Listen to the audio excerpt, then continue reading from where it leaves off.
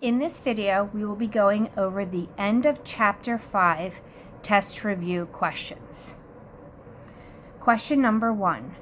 Compare each value below and write greater than, less than, or equal. To compare integers, it is helpful to have a number line.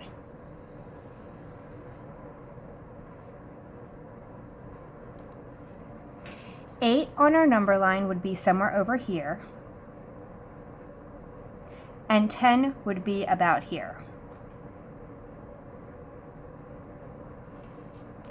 10 is to the right of 8, so it is greater. On a number line, the number to the right is greater.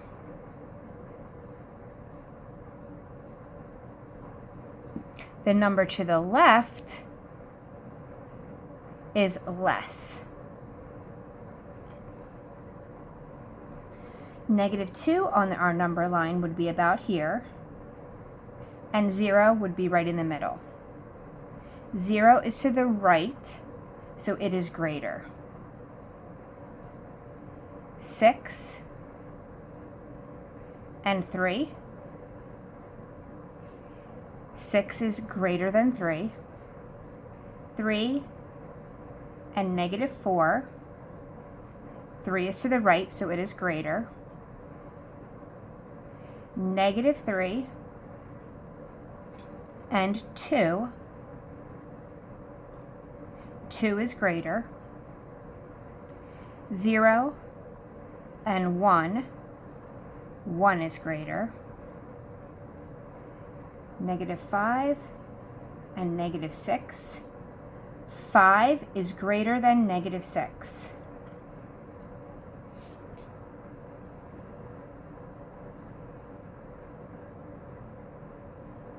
-9 and -3.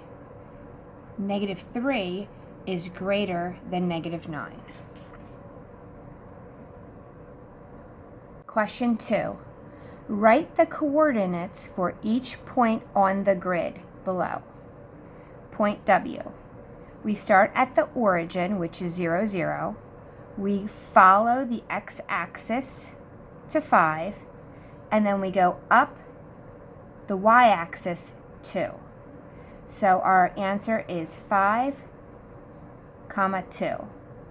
Our first coordinate point is x, the x-axis, then the y-axis. For point x, we have to go to 3, and then up 7.5. 3, 7.5. You could also write this as 3 and 7.5. For point y, I have to go to 7.5 and then up 3. So it's actually the reverse. 7.5, 3, or 7.5, 3. Point z is 1.5, 4. 1.5 and 4, or 1.5 and 4.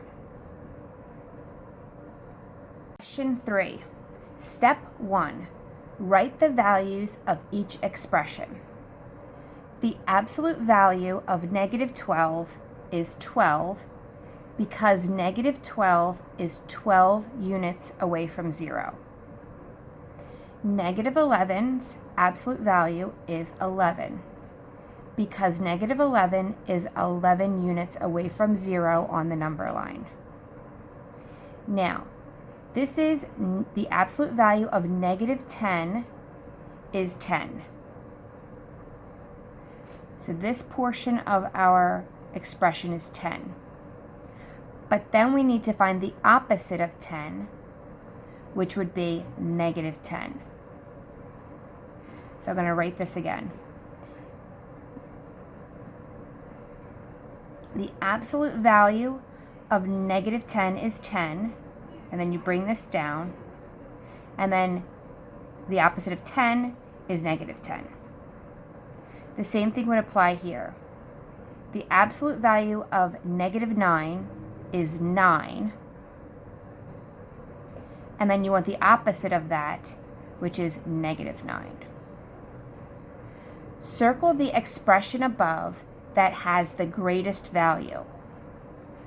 We draw a number line, and we can plot our points. We have 12, 11, -9, and -10. The value with the greatest expression is 12 because it is the furthest to the right.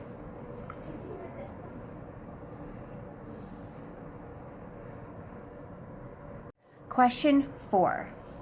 List the integers graphed on the number line. Write them in order from least to greatest. So our directions are asking us to list the integers from least to greatest. This is a fairly easy question because the numbers are on a number line, and so they are listed from least to greatest. So we have -4. Now the number in between -3 and -2 would be -2.5. So -2.5, 1, 5. Again, you can write -2.5 as a decimal, and your answer would look like this. So either versions are correct. List the integer that best represents the situation. A rise in temperature 7 degrees. That would be +7. Now you could write 7 or +7. It doesn't matter. 25 feet below sea level would be -25. Winning $2,000 from the lottery would be +2,000 or just 2,000. The opposite of -687 is +687, which again you could just write as 687. The opposite of 45 is -45. The opposite of 1 is -1. The opposite of 0 is plain old 0. There is no -0. 5 degrees below 0 would be -5.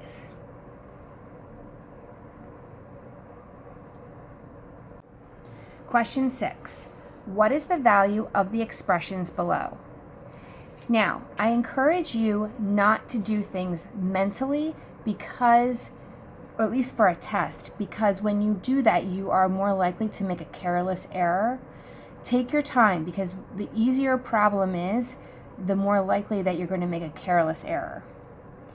The absolute value of -21 is 21, plus the absolute value of 3 is 3. When you add these together, you get 24.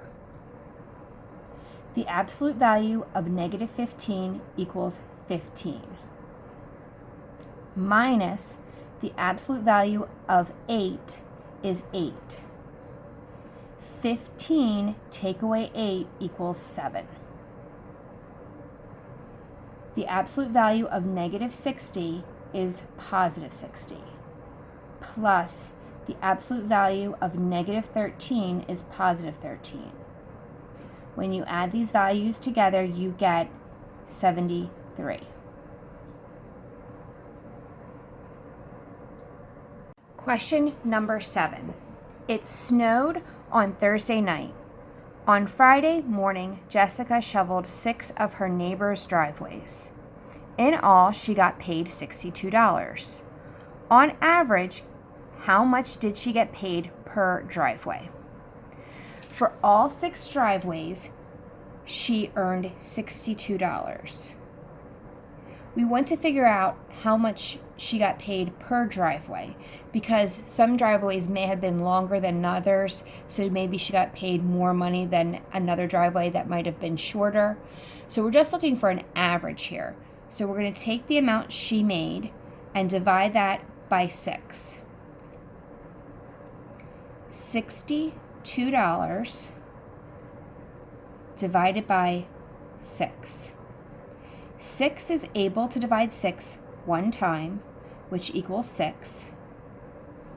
I subtract, I get 0. Bring down the 2. 6 is not able to divide 2, so I put a 0 in my quotient. I'm going to add a decimal point and a 0 and bring it down. Divide 20 3 times, which is 18. I subtract, and I get 2. I add a 0, I bring it down. 6 is able to divide 20 3 times, which is 18. Borrow to subtract, and I get 2. Add a 0, bring it down. 6 is able to divide 20 3 times, which is 18. Borrow to subtract. And as you can see, I have a repeating decimal. So this would be 10.3333333 repeating. Okay? Now, because this is money, we have to round to the hundredths place, because our number system for money only goes to the hundredths. So I look at the 3. The 3 is a weak number. It cannot bump the other 3 up to a 4. So our answer is $10.33. On average,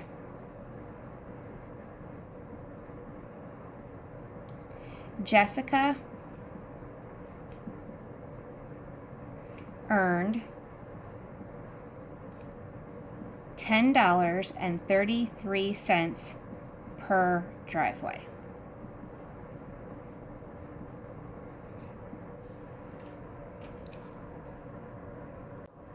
Question 8. Use the coordinate grid below to answer the following questions. Plot point A at 4, 5. 4, 5. Plot point B at -2, 6. -2, 6. Plot point C at 6, -6. 6, -6. Plot point D at -4, -2. -4, -2. Plot point E at -5, 0. -5 and 0 means that we don't go up or down. So we're going to stay right on the x-axis. That's point E.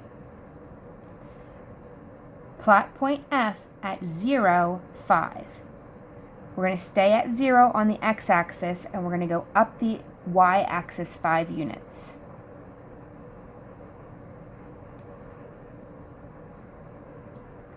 Which point is in quadrant 1?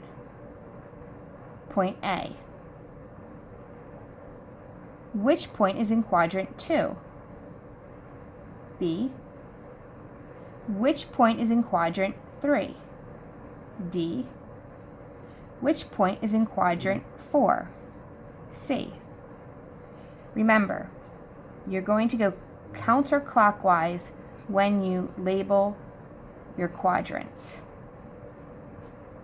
And if you go 1, 2, 3, 4, it makes a C. 1, 2, 3, 4 makes a C. The C is for coordinate grid. Question number 9. Write the coordinates for each point. We have point A, B, C, and D. A, B, C, and D. Let's take a look at the scale that they have for the X and Y axes. Notice that every 2 blocks equals 1 unit. Typically, each line would be a unit, but not always. In this case, 2 blocks over equals 1. But what does that mean for the halfway point?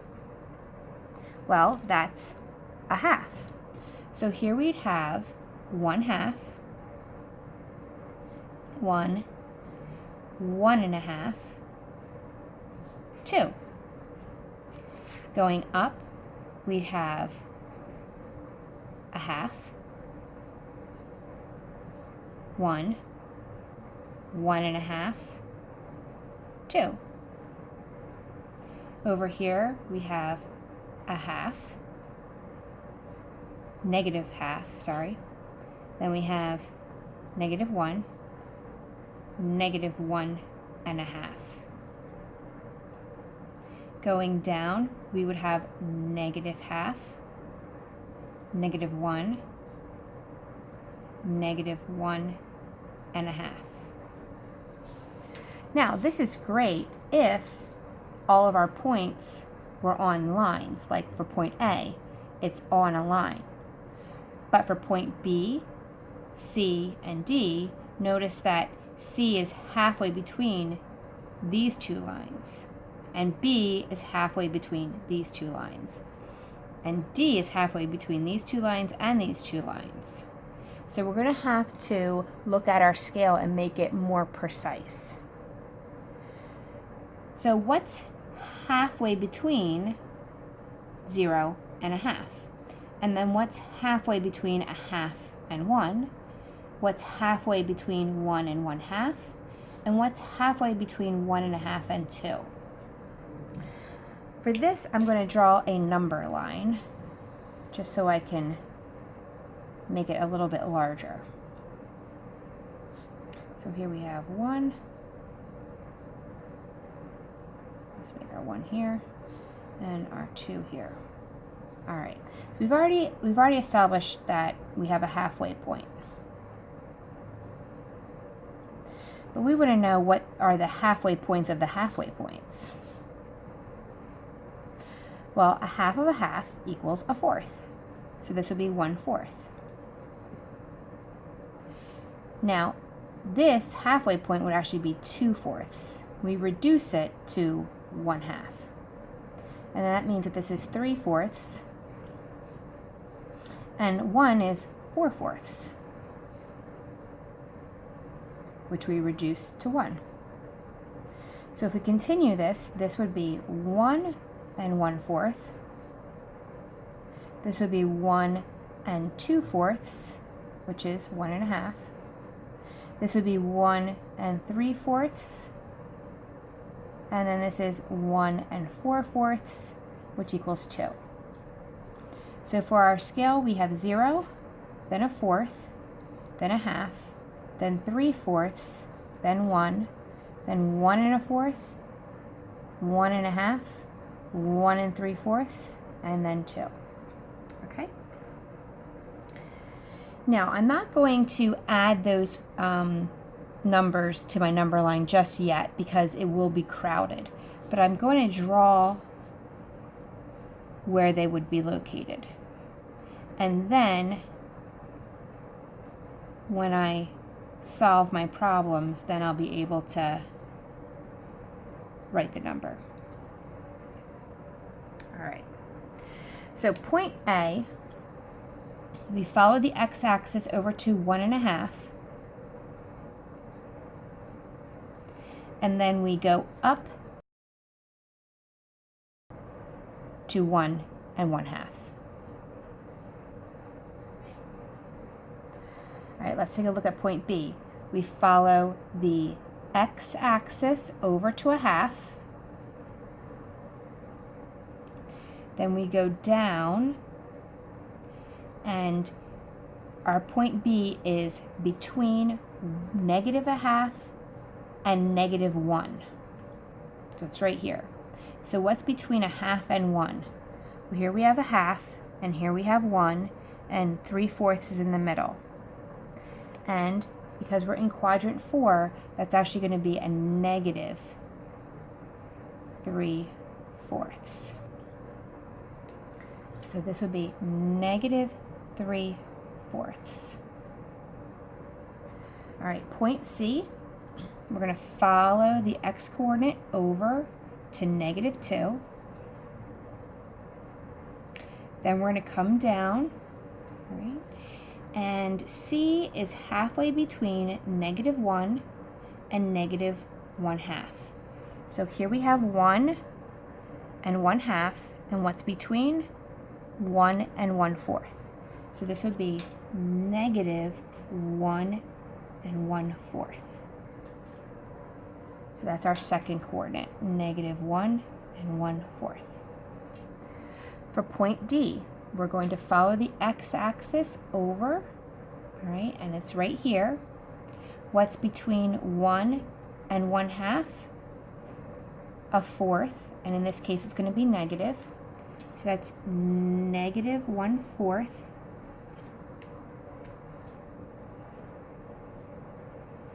And then we're going to go up. And what is between 1 and 1/2? 1 and 1/4. So our second coordinate is 1 and 1/4. And there you have it. Question 10. The point 6, 5. Which statement is true? A, the point 6, 5 has an x-coordinate of 6 and a y-coordinate of 5. Or B, the point 6, 5 has an x-coordinate of 5 and a y-coordinate of 6. Just like the alphabet, x comes before y. So 6 is our x-coordinate, 5 is our y-coordinate. The answer is A.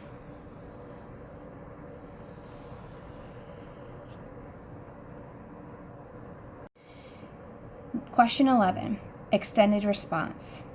The students in Mrs. Stevens' homeroom are collecting recycled materials. They have collected 3 66/100 pounds of newspapers, 3 7/9 pounds of glass, 3 6/10 pounds of aluminum. In part A, we are asked to write the number of pounds of glass as a decimal. Use bar notation if necessary. In part B, we're asked to order the 3 measurements from least to greatest. Now, 2 of our quantities are written as decimals. So for comparison purposes, it will be easier if we change our mixed number to a decimal as well. So how do we change 3 7/9 to a decimal? 3 is actually our whole number. So we're going to keep that off to the side and add it back later. We're going to change 7/9 to a decimal. This fraction bar says 7 divided by 9, and we write that as 7 divided by 9. 9 is not able to divide 7, so we write a 0 in the quotient, then a decimal, and add a 0. 9 is able to divide 7 times, which is 63. We borrow to subtract. 10 take away 3 is 7. Add a 0. Bring it down. 9 is able to divide 70 7 times, which is 63. Borrow to subtract. We get 7. As you can see, we're constantly going to get 70. and 9 is able to go into 70 7 times. So this will equal 0.7 repeating. Now we have to remember to add our 3 here. 3 and 7/9 written as a decimal is 3.7 repeating. So we have to compare 3.66, 3.7 repeating, and 3.6. When you compare decimals, it is very helpful if the decimals have the same number of place values. Our first number has 2 decimal place values. Our middle one, we have recorded only 1, but we know that this repeats. And then our last one has only 1 decimal place value. So we want to make sure that all of our decimals have 2 place values. So 3.66 is going to stay the same. We can write 3 as 3.77, repeating. And we're going to make this 3.60. Now we can compare. These are all positive numbers, so they're going to be on the right side of 0. The least is 3.60. Then comes 3.66. Then comes 3.77 repeating. So our answer would be 3.6, 3.66, 3.7 repeating.